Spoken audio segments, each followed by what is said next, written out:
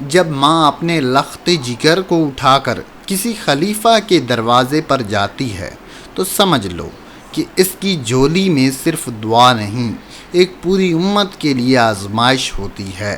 اس ماں کی آنکھوں میں امید کا وہ چراغ جل رہا تھا جسے دنیا کے سب سے انصاف پسند حکمران حضرت عمر بن خطاب رضی اللہ تعالی عنہ نے خود روشن کرنا تھا۔ یہ قصہ ایک ایسے بچے کا ہے جو نہ بول سکتا تھا نہ سن سکتا تھا، صرف تڑپتا تھا، اور ایک ماں کا یقین تھا جو اسے مدینہ کی گلیوں میں لے لیے پھرتی رہی، یہاں تک کہ قدرت نے اسے امیر المومنین کے قدموں میں لا کھڑا کیا۔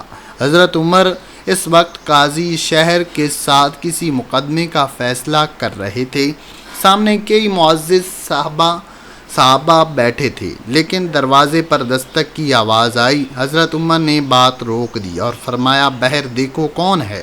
دروازہ کھولا تو ایک کمزور تھکی ہوئی عورت گود میں ایک 7 سالہ بچہ اٹھائے کھڑی تھی۔ بچہ جسمانی طور پر معذور لگ رہا تھا، اس کی آنکھوں میں قرب تھا مگر زبان پر خاموشی۔ حضرت عمر نے فوراً کہا، اسے اندر لاؤ۔ وہ عورت اندر آئی اور روتے ہوئے بولی، یا امیر المومنین، یہ میرا بیٹا ہے، نہ سنتا ہے نہ بولتا ہے، میں غریب ہوں، اس کا علاج نہیں کرا سکتی۔ لوگ کہتے ہیں آپ بیت المال سے مدد کرتے ہیں، خدارا میرے بیٹے پر بھی رحم کریں۔ حضرت عمر نے بچے کی طرف دیکھا، اس کے چہرے پر شفقت کے سائے بکھر گئے۔ بچے کو اپنی گود میں لیا، اس کے سر پر ہاتھ پھیرا اور فرمایا، اے ماں، تم نے صحیح در پر دستک دی ہے، تمہارا بیٹا اب تنہا نہیں ہے، عمر اس کا باپ ہے۔ اس کے بعد حضرت عمر رضی اللہ تعالی عنہ نے بیت المال کے خزانچی کو بلایا، فرمایا، اس بچے کے لیے مستقل وظیفہ مقرر کرو، ایک طبیب کو اس کے ساتھ روانہ کرو، اور جہاں بھی دنیا میں اس کا علاج ممکن ہو وہاں تک اس کے اخراجات خلافت کے ذمہ ہوں گے۔ لوگ حیران تھے کہ اتنے بڑے فیصلے کے دوران خلیفہ وقت ایک بچے کے لیے اتنی توجہ دے رہا ہے۔ حضرت عمر نے صحابہ کی طرف دیکھا اور فرمایا، اگر عمر اس ماں کی فریاد سننے کے قابل نہیں تو عمر کو خلافت کا کوئی حق نہیں۔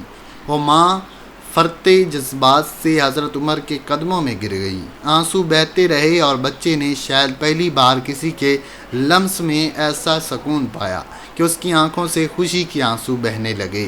حضرت عمر نے اس ماں کو تسلی دی، اسے کھانے کے لیے سامان دیا، اور کچھ دنوں بعد خود اسے بچے کی عیادت کے لیے اس کے گھر گئے۔ جب خلیفہ وقت اس کے گھر پہنچا تو اس علاقے کے لوگ حیران رہ گئے کہ حضرت عمر خود ایک معذور بچے کو دیکھنے آئے ہیں۔ یہ وہی عمر تھے جنہوں نے کہا تھا کہ اگر میرے دور میں ایک کتا بھی پیاس سے مر گیا تو مجھ سے سوال ہوگا، تو بھلا ایک معصوم بچہ کیسے عمر کی نگاہ سے اوجھل رہتا۔ اس بچے کی طبیعت سنبھلنے لگی۔ ڈاکٹر کی رہنمائی سے اس نے ہاتھوں کے اشارے سیکھنا شروع کیے۔ حضرت عمر کو جیسے ہی یہ خبر ملی وہ پھر اس بچے سے ملنے آئے۔ اس نے حضرت عمر کو دیکھ کر ہاتھ جوڑ کر سلام کیا۔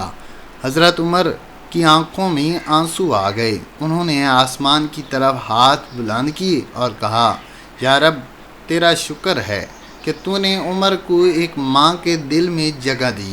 حضرت عمر نے اس بچے کی تعلیم کا بھی بندوبست کیا، ایک استاد مقرر کیا جو اسے ہاتھ کے اشاروں سے قرآن سکھاتا، اور وہ بچہ چند برسوں میں مدینہ کا پہلا بہرا اور گونگا طالب علم بن گیا جسے حضرت عمر کی سرپرستی حاصل تھی۔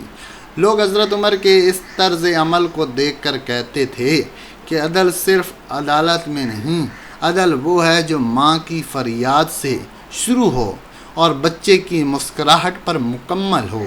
حضرت عمر کے اسی عدل، اسی رحم اور اسی انسان دوستی نے ان کی خلافت کو ایک ایسی مثال بنا دیا جسے آج بھی دنیا یاد کرتی ہے۔ یہ واقعہ صرف ایک ماں اور بچے کی داستان نہیں بلکہ پوری امت کے لیے پیغام ہے کہ حکمران اگر چاہے تو ہر بے بس کو طاقت دے سکتا ہے، ہر خاموشی کو آواز دے سکتا ہے، ہر آنسو کو مسکراہٹ میں بدل سکتا ہے، بس نیت خالص ہو اور دل میں اللہ کا خوف ہو۔ حضرت عمر کا یہ عمل ہمیں سکھاتا ہے کہ خلافت صرف جھنڈوں، فتوحات اور لشکروں کا نام نہیں، خلافت وہ ہے جو ایک معذور بچے کے چہرے پر مسکراہٹ لانے کے لیے زمین سے آسمان تک دعاؤں کی زنجیر بن جائے۔